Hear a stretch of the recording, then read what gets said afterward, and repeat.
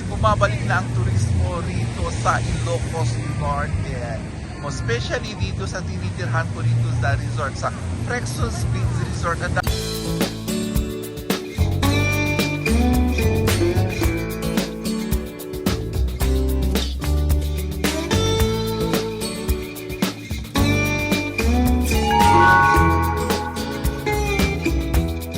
Welcome to my vlog! Ito naman panggulan nyo dito sa isla ng Hawaii. Ayun, this is my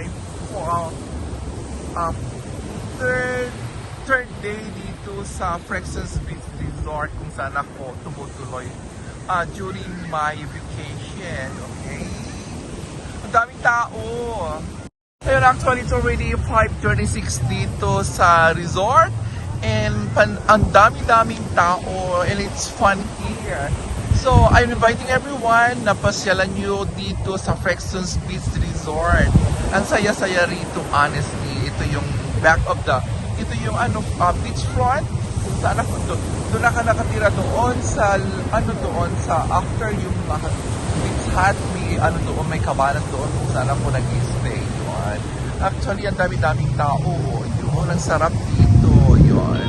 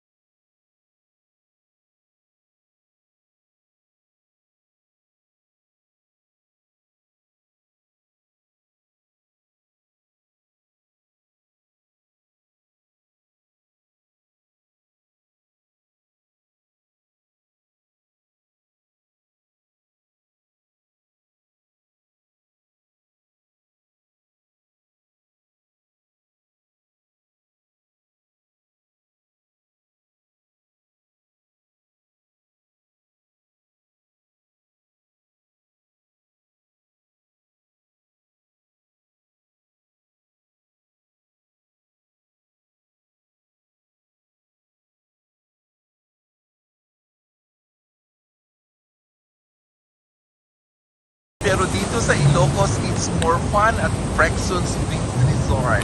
Ayun, ang dami-daming tao. Sayang rito. Ang sarap-sarap yung rito yung sunset kasi ang dami-daming tao. Ang pinakamaraming tao is, in the morning, yung sunrise, ang dami-dami kasi yung mga tao kasi gusto nila yung sunrise. And the afternoon sunset, yun, ang dami-daming tao. Saya-saya rito sa Frexons Beach Resort. Resort. Ayun, pasyal kayo rito. Then ilalagay ko na lang yung description kung saan yung location dito sa resort yon. O hanapan yung ilalagay ko doon sa below yung address dito o kaya yung link kung saan ako naka-stay dito sa Ilocos Norte. Sarap-sarap dito, o dami-daming tao. Actually, hindi ko pa nasubukan naligo sa dagat, pero I think it's fun kasi ang daming taong naliligo din. Pero maybe tomorrow kasi I'm still busy right here, so hindi pa ako nag-interest na maligo doon sa dagat. And ito yung dalampasigan sa seashore. Ang dami-daming tao. So maglakad-lakad tayo. Iniwan ko kasi yung tripod doon sa hotel room ko kasi nabibigatan ako, so I'm still using my hands na lang para mag-vlog. See you guys later! Ayun, so far yung mga guests natin dito sa resort.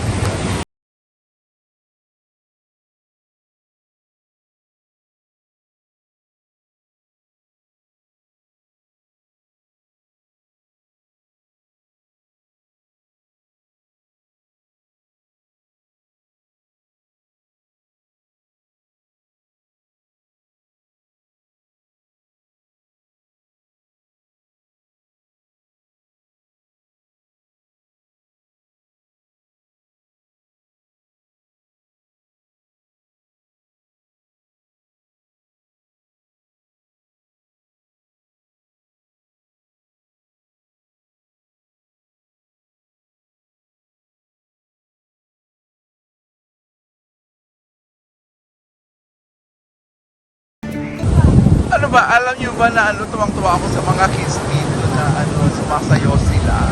Parang na-imagine ko ng kabataan ko pa na yung mga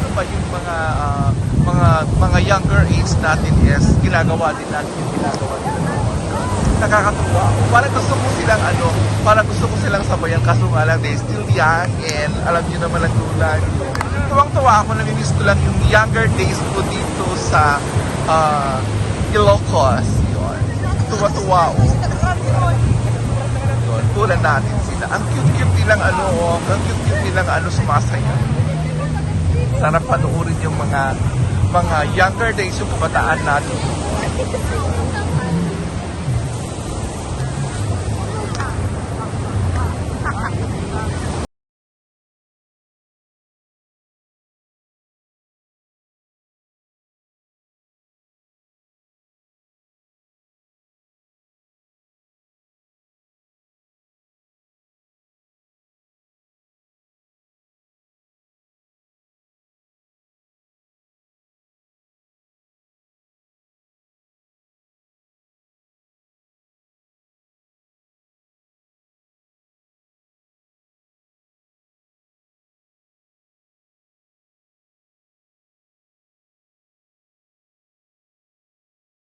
Ayan, this is just a short vlog.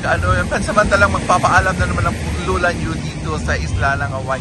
Kasi natuwa lang ako kasi bumabalik na ang turismo rito sa Ilocos Norte. Especially dito sa tinitirhan ko dito sa resort, sa Frexos Beach Resort. Ang dami-dami tao talaga. Yun. Kasi tinignan ko yung schedule, yung mga guests nila is before Christmas, fully book sila lahat ng room. So, ang sarap-sarap panoorin ulit o kaya tingnan ulit na bumabalik na ang turismo dito sa Ilocos Norte. Ayun. Okay, magpapaalam na lang ako. Pansamantalang magpapaalam na naman ang lula nyo. Okay, love po sa inyong lahat at maraming salamat po sa lahat ng sumusubaybay sa aking YouTube channel and at the same time yung Facebook ko. Yun. Maraming salamat po. Yun, sa Facebook ko kasi nakatutok ako dun sa Facebook kasi yung Facebook is mataas ang doon, ang bigayan kesa sa YouTube. Yun, maraming salamat po sa inyo lahat. Bye!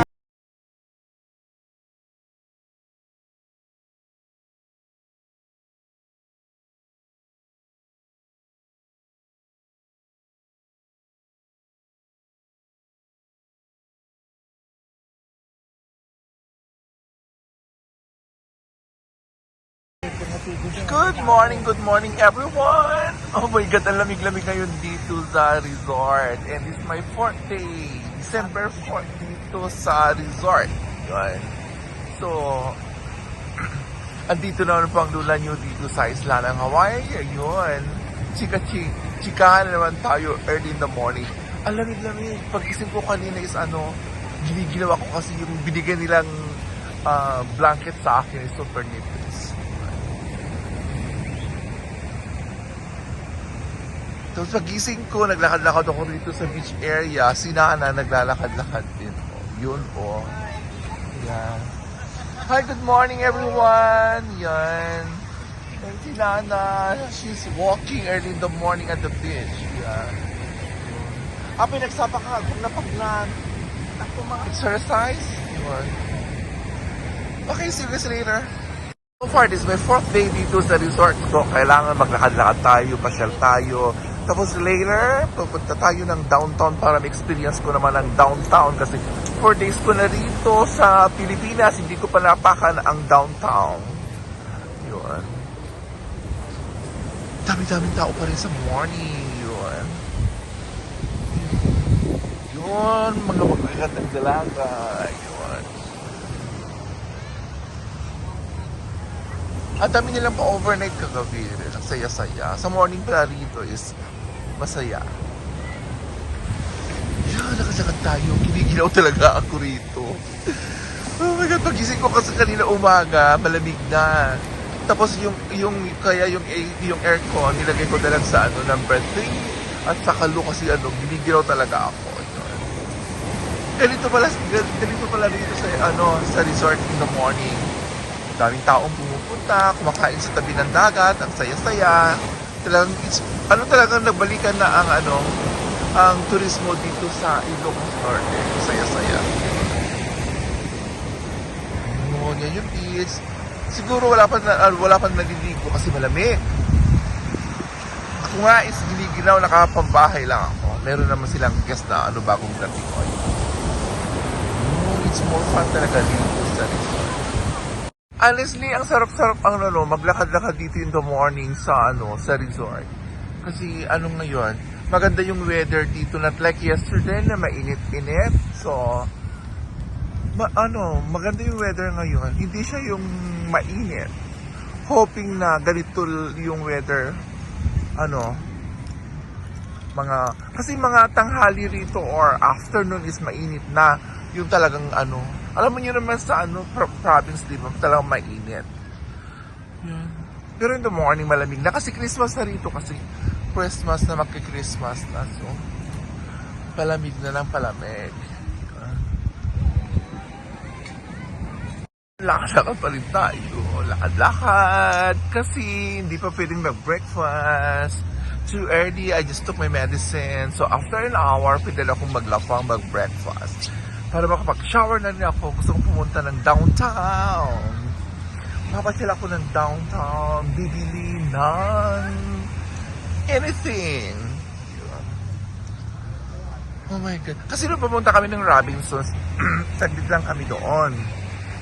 And at the same time, wala akong mabiling gustong bilhin doon sa Robinsons. So, hoping sa downtown, meron akong mabibili later. Kasi namimiss ko na rin mag-shopping dito. Hindi naman shopping na shopping kasi I have my own, meron akong dalang gagamitin. Yung mga iuuwi pa. Yun. Sarap dito. Oh. Maraming nagluluto, they cooking their food in the morning. Yun. That's a good thing. Yeah, they cooking their food. Yun. Si Nana, daldal ng daldal. Hindi ka ng chicken.